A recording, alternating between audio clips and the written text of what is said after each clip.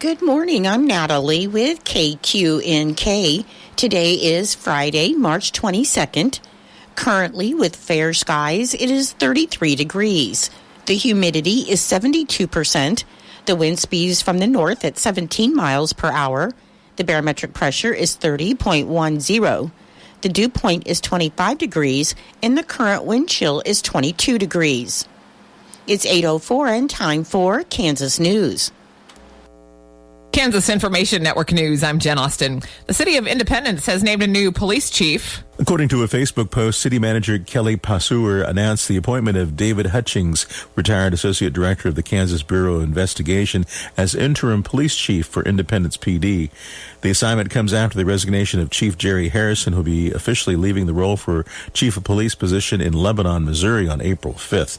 Hutchings is a 33-year veteran of KBI, retired from his position at the Bureau last August. Hutchings steps into the chief position on March 25th. I'm Lou Flores. Fire investigators continue to look into the cause of a blaze that claimed the life of one person in Chanute. Fire departments from Parsons, Iola, and Thayer responded to the fire at the Cornerstone apartment complex on West 4th and said many residents escaped, but one person died. The Red Cross has been helping those who need a new place to stay, and several donation drives have already launched to help the residents. This is Kansas Information Network News.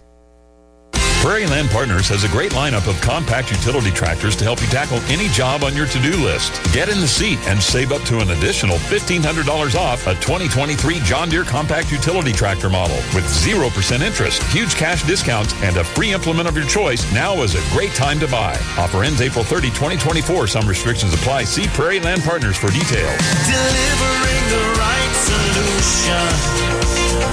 Prairie Land Partners. 1 in 4 Americans today are living with a disability. I'm one of them. People with disabilities are extremely talented, resilient problem solvers that have so much to offer. And we've got a trusted ally on our side, an organization we can rely on, Easter Seals. Easter Seals is leading the way to full equity, inclusion, and access to healthcare, employment, and education for people with disabilities, families, and communities. That's my Easter Seals. Make it yours. Learn more and get involved at Easter. Good morning. I'm Natalie Hadley with your KQNK News. Brought to you by Firebolt Ag, LLC, serving all of your chemical and fertilizer needs. An initiative at the Kansas State Capitol could protect sporting officials from abuse, as right now, Kansas is one of many states dealing with a shortage of referees and umpires. And one reason for that is the verbal abuse hurled at them by unruly spectators. Jeremy Holliday with the Kansas State High School Activities Association said while verbal abuse is common, they rarely see physical violence at Kansas high school sporting events. He explained that KSH-SAA has about 5,000 members. However, there's been a growing concern over the last decade about a decline in numbers. And the number one reason given to them over the last few years of why, if someone registers for 1 year and they don't come back for year 2, is because they don't feel like taking the abuse. An amendment was added to a bill earlier this week, which is designed to protect public transportation officials from abuse. And Representative Clark Sanders, who represents House District 69 near Central Kansas, is responsible for attaching the proposal to that bill. A former umpire himself, he stated that he has received some verbal abuse in the past. The verbiage added to House Bill 2808 would make physically or verbally abusing an umpire, referee, or other official a crime punishable by 6 months in jail, a $1,000 fine, or both. And if an official is under 18 years of age, that would be increased to a $2,500 fine, a year in jail, or both. 22 states currently have laws protecting sporting officials, and if Governor Kelly were to sign HB 2808 into law, it'd make Kansas the 23rd state to protect sporting officials from abuse. The bill is now waiting to be passed out of committee, although during the last 2 legislative sessions, similar legislation failed to gain any traction, making its future at the Kansas State Capitol uncertain. The Kansas Wildlife and Parks Commission, alongside newly appointed Kansas Department of Wildlife and Parks Secretary Chris Kennedy, will hold its next public meeting on Thursday, March 28th at the Topeka and Shawnee County Library, Marvin Auditorium in Topeka. The hybrid meeting will begin at noon and conclude once all agenda items are covered. and while all are welcome to attend, interested parties do not need to be physically present to participate. Instructions for participating by Zoom, phone, and live video or audio streaming can be accessed at ksoutdoors.com/kdwp-info/commission and clicking on instructions to participate in virtual meeting. During the March 28th public meeting, commissioners will vote on amendments to big game and wild turkey permit applications to add clarifying language, amendments for fur bearers, open seasons, and bag limits to introduce an extended season for the taking of raccoon and possum by hunting and trapping. And if approved, the extended season would take place annually from the first day of March through the first Tuesday after the second Saturday in November of the same year. And amendments to personal watercraft definition, requirements, and restrictions that define personal watercraft operating requirements and restrictions. Commissioners will then allot time for general public comment on non-agenda items, receive an agency and state fiscal status update, receive a 2024 legislative update, and have a general discussion on trout program regulations to include season length and permit prices and the aquatic species recovery program. Commissioners will conclude the public meeting by hearing the following workshop items, which are items that may be voted on at a future date and include Antelope 25 Series Regulations, Elk 25 Series Regulations, Military Deer Seasons, New Carcass Movement Regulation, Webless Migratory Bird Regulations, and Waterfowl Regulations. The next Kansas Wildlife and Parks Commission meeting is scheduled for Thursday, April 25th at the K-State Campus College Center Conference Room in Salina. U.S. Department of Agriculture Kansas Rural Development Director Christy Davis announced a little over $25 million in funding for 2 projects to help Kansans in rural areas have access to reliable electricity. She said rural electric cooperatives are the backbone of power delivery in Kansas, and rural development is committed to helping cooperatives modernize and expand their service. This announcement is part of a larger national announcement of 39 projects in 21 states through the Electric Infrastructure Loan and Loan Guarantee Program. Funding will help utility providers and electric cooperatives build and improve electric infrastructure, smart grid technologies, and renewable energy systems. A $21 million loan will be used to connect 360 consumers and build and improve 66 miles of line.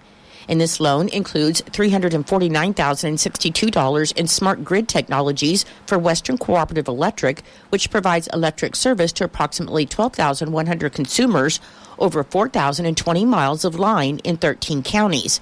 Western Cooperative Electric is headquartered in Waukene.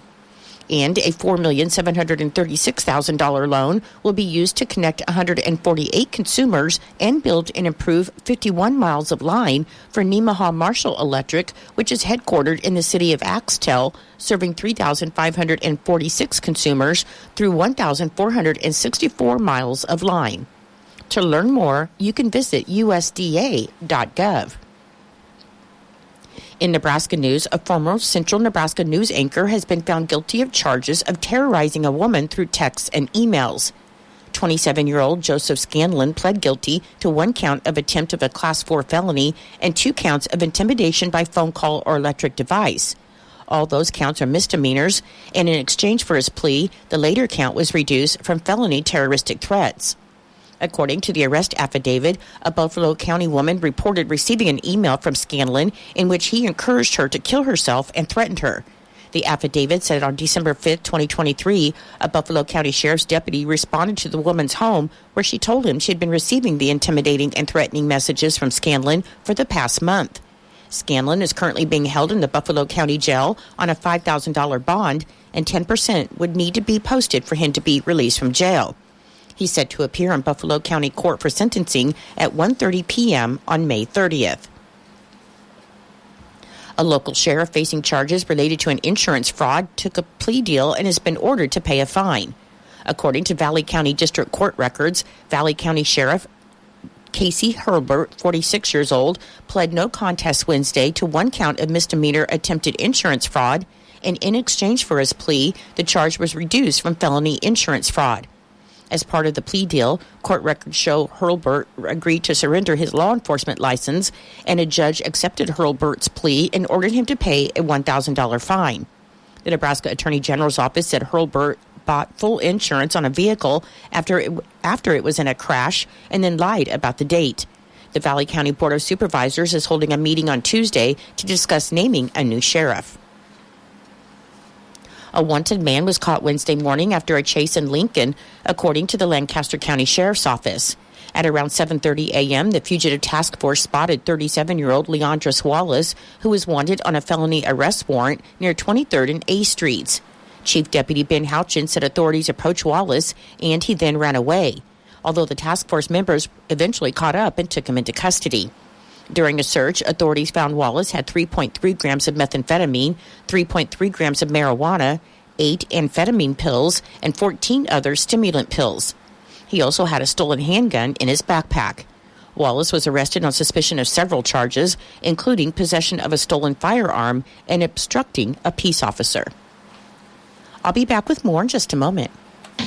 Firebolt Ag is a full-service fertilizer and chemical retailer. They customize products for individual farmers' needs, with the primary focus being customer profitability. Let Josh and Jack help you get the most out of your farm ground. They also provide in-house marketing with Ron Wall of Flatwater Solutions. Visit Ron in Phillipsburg or call Josh at 785-854-8484 or Jack at 308-840-2819. Firebolt Ag, your leader in agriculture. According to the unofficial minutes of the Norton City Council meeting that was held on Wednesday, March 20th, the Norton City Council met in regular session at 5:30 p.m. with Mayor Jerry Jones presiding, and the council members present were Jason Jones, Jim Miller, Gerald Jones, and Dale Jacobson, along with others to present business or observe. A motion was made by Dale Jacobson and seconded by Jim Miller to approve the March 6, 2024 City Council meeting minutes, and the motion carried, and there were 10 building permits presented for approval. Don Rivera with the Western Kansas Child Advocacy Center reported on the services they provided in 2023. He said that in Norton, within the last 12 months, they provided 10 forensic interviews. They provided advocacy 161 times for 26 children and families for support and referrals. They provided trauma-focused therapy to 6 children and teens for 25 sessions, and they provided medical exams for 2 children, which is a total of 186 services to 44 children. A motion was then made by Dennis Gilhausen and seconded by Dale Jacobson to approve a donation of $4,500 to the Western Kansas Child Advocacy Center. The vote was taken and the motion carried.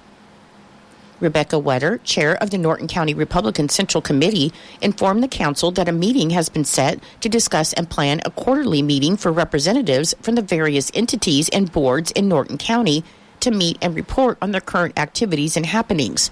Rebecca stated the meeting is set for 9 a.m. on April 20th at TNC Kitchen. City Attorney Abigail Horn stated that a letter was received from the Norton Christian Church requesting the vacation of the section of East North Street between State Street and North Kansas Avenue. A motion was made by Dale Jacobson and seconded by Dennis Gilhausen to have an ordinance prepared vacating the street and a utility easement. The vote was taken and the motion carried. Kelvin Edgett discussed the property conditions at 509 West Washington, and Chief of Police Jay Sharp reported on department activities. City Administrator James Maru presented a quote for materials for the electrical build out of the Gosling addition. A motion was made by Gerald Jones and seconded by Dennis Gilhausen to approve the quote and purchase of electrical materials for the Gosling addition in the amount of $62,102.48 to be paid from the Electric Replacement Fund. The vote was taken and the motion carried. Gerald Jones reported that the Public Safety Committee discussed the continuing efforts to have the signage and rezoning completed on Eisenhower Drive prior to the beginning of the next school year for safety purposes, and it's being worked out. Gerald said the committee also discussed the need for the city to adopt a vagrancy ordinance. A motion was made by Dennis Gilhausen and seconded by Jim Miller to approve appropriating ordinance number 6 as a whole, and the motion carried, and the council then adjourned at 6:10 p.m. The following results for the March 19, 2024 presidential preference primary election in Norton County includes for president for Democrat Joseph R. Biden Jr. received 14 votes. Jason Michael Palmer received 0 votes. Dean Phillips received 1 vote. Marianne Williamson received 0 votes. And for the choice of none of the names shown, 4 votes. For President Republican, Ryan L. Binkley received 1 vote. Ron DeSantis received 5 votes. Nikki R. Haley received 26 votes. Donald J. Trump received 260 votes. And for the choice of none of the names shown, 10 votes. There was a total voter turnout countywide of 10.27%, with 52 total advance voters and 2 total provisional ballots. Memorial services for Brian Gritz Urban, 61, formerly of Norton, will be held today, Friday, March 22nd at 10:30 a.m. at the funeral home at the Plummer Gopper Funeral Home. A private family interment will be held at a place special to Gritz, and memorial contributions may be made to the Norton Public Library and may be sent in care of Plummer Gopper Funeral Home, 215 West Main Street in Norton. Condolences may be left at plummergopper.com.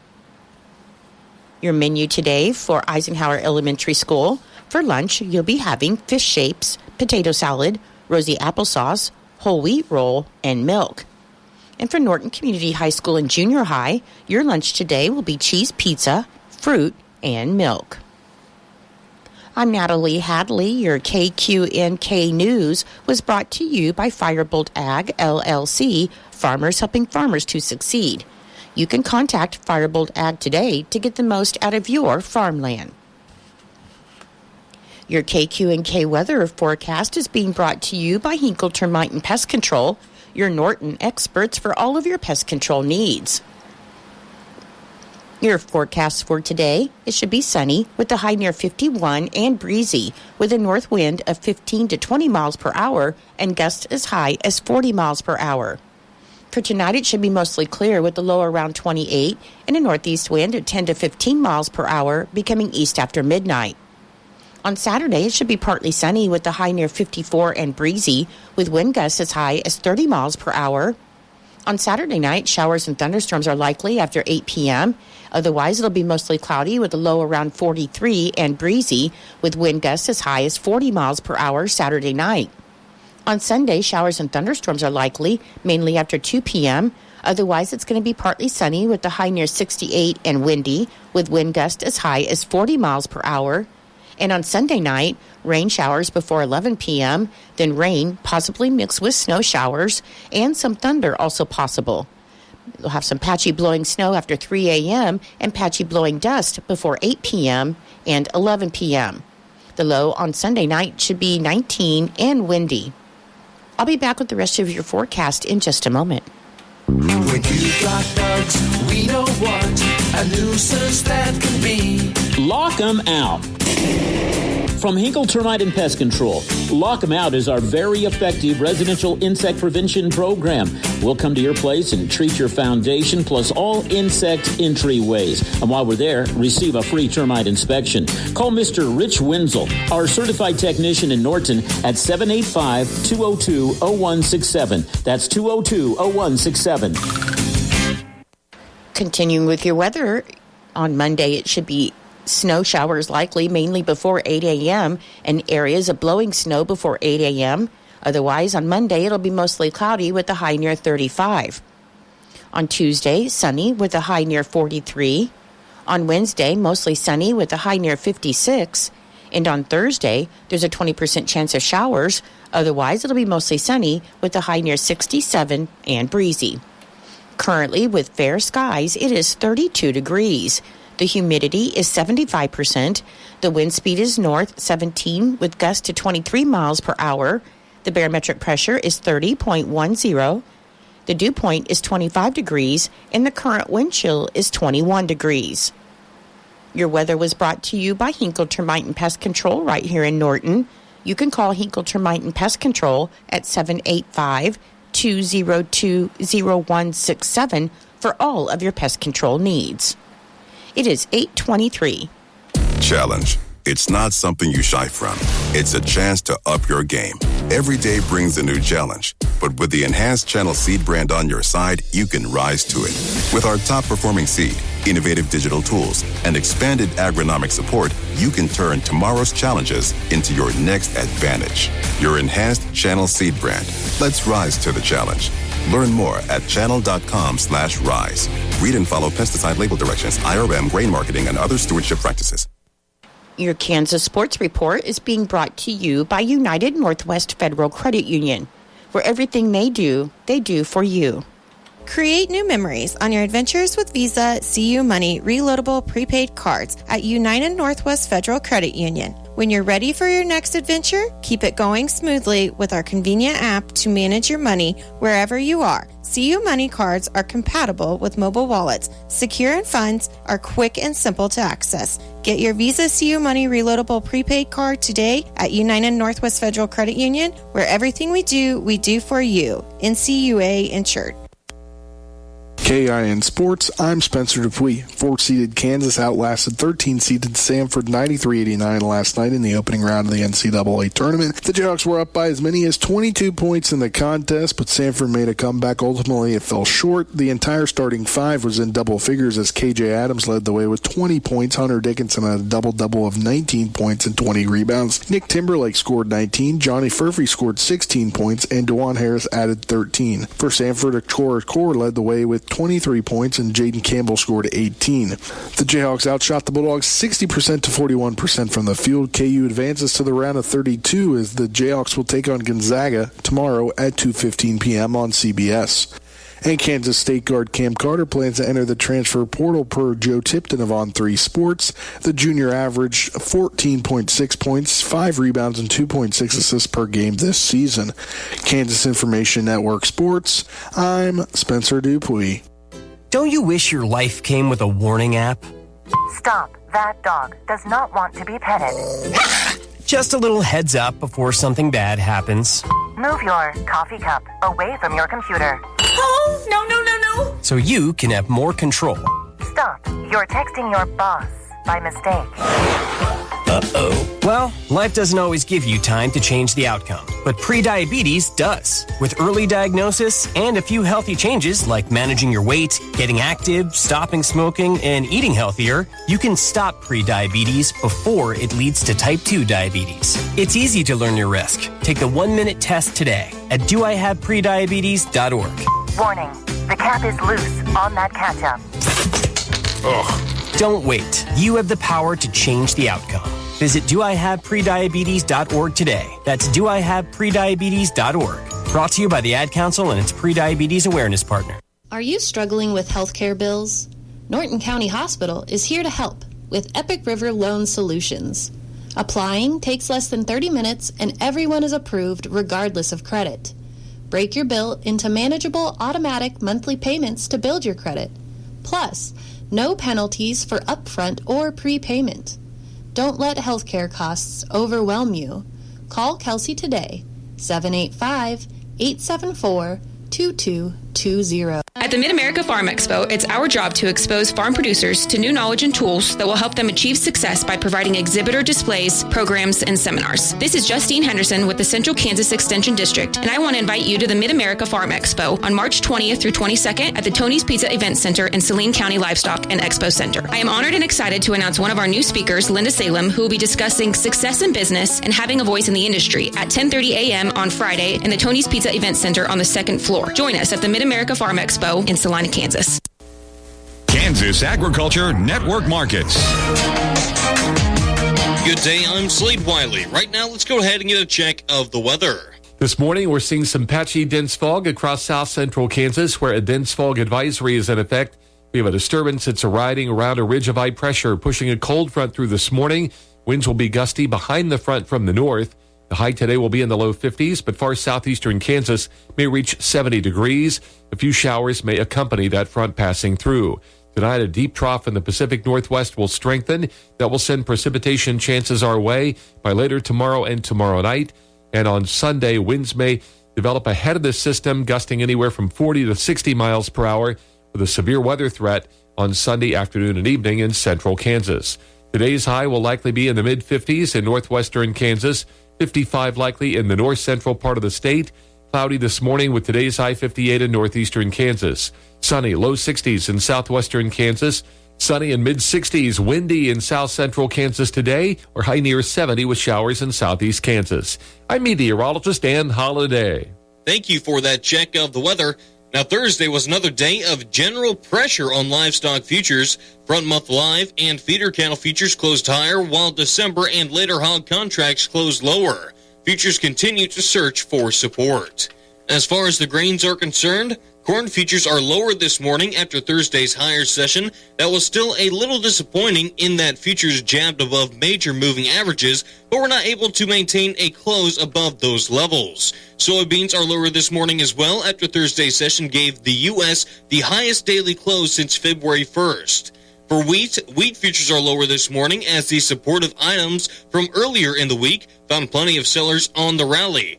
This has been a check of the weather and of the market. You are listening to the Kansas Ag Network.